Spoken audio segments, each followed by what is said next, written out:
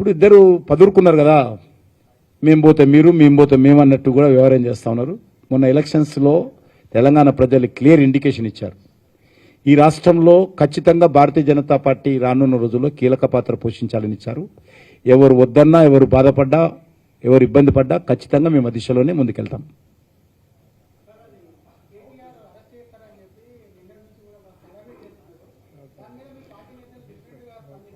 ఏమని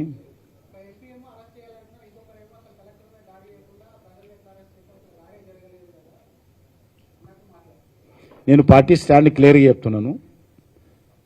ముఖ్యమంత్రి గారు సొంత కాన్స్టిట్యున్సీలో భూసేకరణకు సంబంధించి ఇంత పెద్ద సమస్యగా పరిగణించడము, చివరకు కలెక్టర్ మీద దారి జరిగిందని చెప్పడము,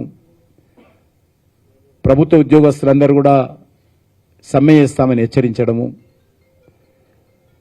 చివరకు అనేక మంది రైతులను కేసులు పెట్టి జైల్లో పంపడము, ఈ పరిస్థితి ఇంతదాకా తీసుకురాకూడదు. ఒక బాధ్యత కలిగినటువంటి ముఖ్యమంత్రి సొంత కాన్స్టిట్యున్సీలో మరి రైతులకు సంబంధించినటువంటి సమస్య మీద బాధ్యత తీసుకొని మరి వివరించకపోవడం అనేటువంటిది. గతంలో ఒక పత్రికా విలేకరులు వెళ్తే మహిళను చూడకుండా పత్రికా విలేకరుల మీద దాడులు చేశారు.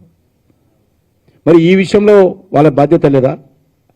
ఈ విషయంలో బాధ్యత తీసుకొని సమస్య పరిష్కారం చేయాల్సిన అవసరం ఉంది. This is my party stand. Okay.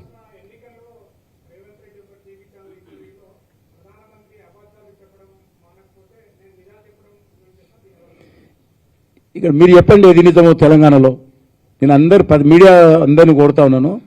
Revanth Reddy ఏ నిజం చెప్తున్నాడు, ఆయన ఇచ్చినటువంటి హామీలు ఎన్ని అమలు జరిగినాయో అది నిజాలా అబద్ధాలా నేను చెప్పదలుచుకోలేదు. మీరు ఏ బస్తీలకు వెళ్ళి పెన్షన్ పెరిగిందా 2000 నుంచి 4000 అడగండి. ఏ రైతు దగ్గరికి వెళ్ళి రైతు భరోసా వచ్చిందా అడగండి. ఏ కౌలు రైతు దగ్గరికి వెళ్ళి రైతు భరోసా వచ్చిందా అడగండి.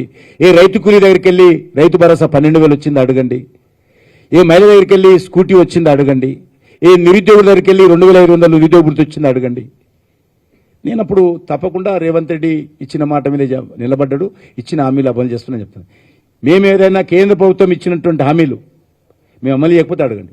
ఈరోజు ఇక్కడ జరుగుతున్నటువంటి వైఫల్యాలను రేవంత్ రెడ్డి ప్రచారం చేస్తున్నాడు. మహారాష్ట్రకి వెళ్ళి రాహుల్ గాంధీ ప్రచారం చేస్తున్నప్పుడు కర్ణాటకలో ఇచ్చాము, హిమాచల్ ప్రదేశ్లో ఇచ్చాము, తెలంగాణలో ఇచ్చాము, మహారాష్ట్రలో ఇస్తాము, మీరు ఓటేయండి అని చెప్పినప్పుడు ఖచ్చితంగా ప్రధానమంత్రిగా ఒక పార్టీ నాయకుడిగా వాస్తవ విషయాలు చెప్పాల్సినటువంటి బాధ్యత ఈరోజు ప్రధానమంత్రి గారు ఉన్నది. కాబట్టి అది విషయాలు చెప్తే నిజాలు కావా? అవి నిజాలు ఏం కావని అడుగుతా ఉన్నాను.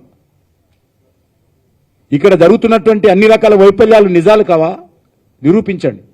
నేను మహారాష్ట్రలో రాహుల్ గాంధీకి సవాల్ చేశాను. చర్చకు సిద్ధంగా ఉన్నాం ఇక్కడ ప్రెస్ క్లబ్లోని. ధన్యవాదాలు.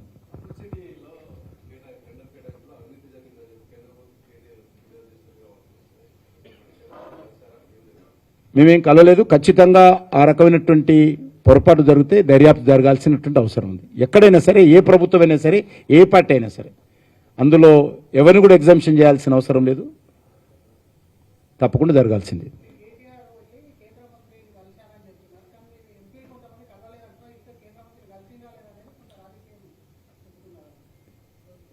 ఒక శాసనసభ్యుడు, ఒక మాజీ మంత్రి వచ్చినప్పుడు కలిసి ఉండొచ్చు, తప్పలేదు. అది కలవడంలో మా పార్టీ నా దగ్గరికి ఎంతోమంది అనేక పార్టీలు వస్తారు. నేను కేంద్ర మంత్రిని. ఎవరు వచ్చినా నేను నో అనను. నేను అందుబాటులో ఉంటే తప్పకుండా కలుస్తాను. ఎవరు వచ్చినా కలుస్తాం.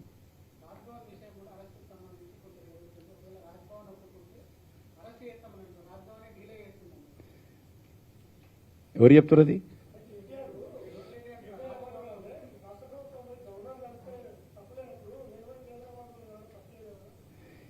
ఎవరిని కలవడం తప్పులేదు. టీఆర్ఎస్ పార్టీకే తప్పు. ఆయన ప్రధానమంత్రి గారు హైదరాబాద్కు వస్తే కలవడు, ముఖ్యమంత్రిగా ఉండి అనేక ప్రారంభోత్సవాలు చేస్తే రాడు, విద్యుత్ పరిశ్రమలు, విద్యుత్ కంపెనీలు ప్రారంభోత్సవం వస్తే రాడు. కాబట్టి గురువింద గింజ సామెతలాగా రెండు పార్టీల వ్యవహారం ఉంది. ఈ రెండు పార్టీలు దొందే. తెలంగాణకి రెండు పార్టీలు పట్టిన శాపము. తెలంగాణ ప్రజల బతుకు రోడ్డున పడేసేటువంటి వ్యవహారం ఈ రెండు పార్టీలు. ఏ ఒక్కరు కూడా తెలంగాణ ప్రజల మేలు చేయాలనేటువంటి ఆలోచన రెండు పార్టీలకు లేదు. తమ పార్టీ, తన కుటుంబము, అదే తప్ప ఏమి లేదు వాళ్ళకు.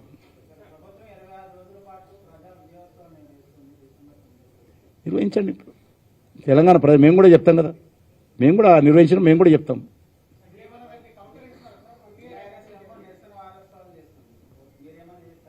మేము కూడా చేస్తాం.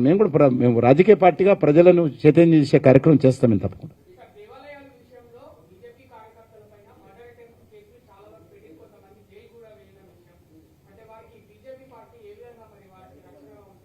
ఎందుకు రక్షణ? నా పార్టీకి నేను రక్షణ ఉండకపోతే ఎవరు ఉంటారా? ఏదైనా సరే సిద్ధంగా ఉన్నాం మేమందరం కూడా.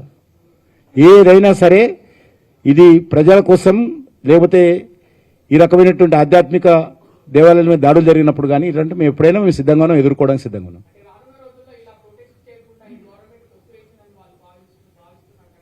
నాకేం మీరేమంటారో అర్థం కాలేదు.